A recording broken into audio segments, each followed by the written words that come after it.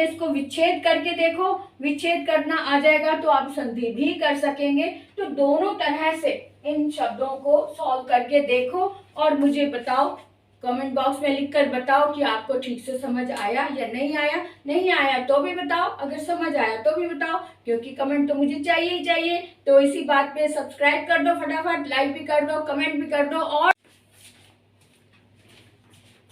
Hello बच्चों, कैसे हो आप? नमस्कार, गुड मॉर्निंग। आज मैं संधि का चैप्टर लेकर आई हूँ।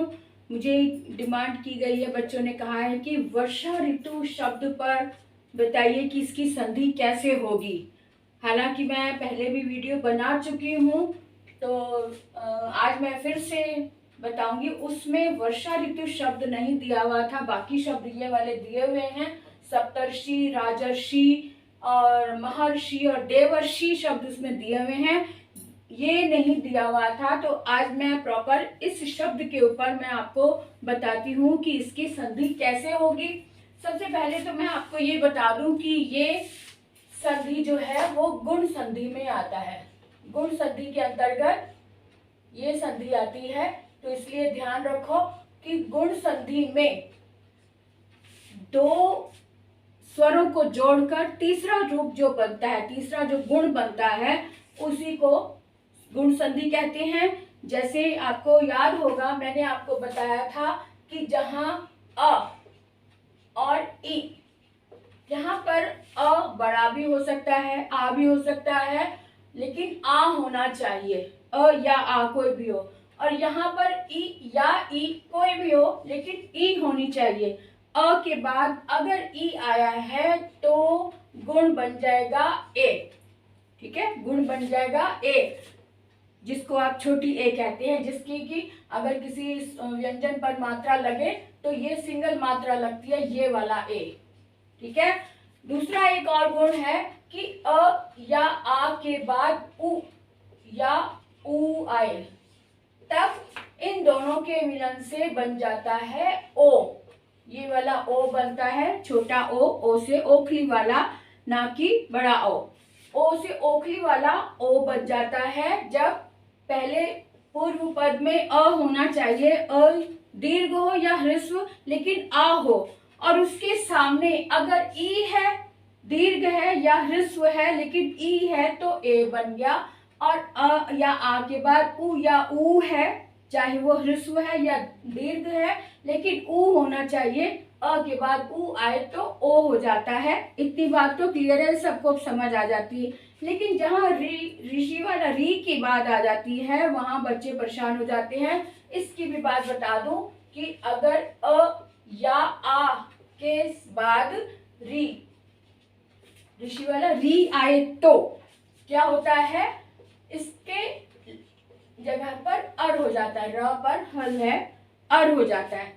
अ या आ के बाद री आए तो अर हो जाता है। ये इतनी सी बात समझ लो कि जहां भी री आया है उससे पहले अगर अ है, अ ह्रस्व या दीर्घ अ होना चाहिए, और उसके बाद अगर री आया है तो उसका अर हो जाता है। क्या हो जाता है? अर हो जाता है। तो अब यहाँ वही चीज यहाँ पर है कि वर्षा और ऋतु, यहाँ पे आ आया है ना, आ के बाद री आया है, यानी अ के बाद री आया है। हालांकि ये बड़ा आ है, तो बड़ा आ अगर है और री है इधर, तो दोनों के मिलन से क्या हो गया? अर, है ना, अर हो गया ना। अब अगर यहाँ पे अर बन गया तो इसका क्या बनेगा? वर्षा में से हमने आ निकाल लिया, वर्षा में से हमने आ निकाल लिया, तो यहाँ बचा वर्ष, श में से स्वर निकल गया तो हल लग गया। अब इन दोनों का अर बन गया, तो अर को हमने यहाँ लगा दिया, वर्ष प्लस अर, और प्लस टू बचा था यहाँ पे, क्योंकि री तो हमने यहाँ ले लिया, यहाँ पे टू बचा है तो टू हमने यहाँ उतार लिया। तो इन दोनों को जोड़कर देख लो क्या बनता है, आप खुद ही समझ जाएंगे। वर्ष, वर्ष है ये, है ना, वर्ष। अब इस श में यहाँ पे हल है, यहाँ पे स्वर नहीं है, तो इस व्यंजन में ये वाला आ जब जुड़ जाएगा, यहाँ पर आ जाएगा, तो बन जाएगा वर्ष, हल हट जाएगा, है ना।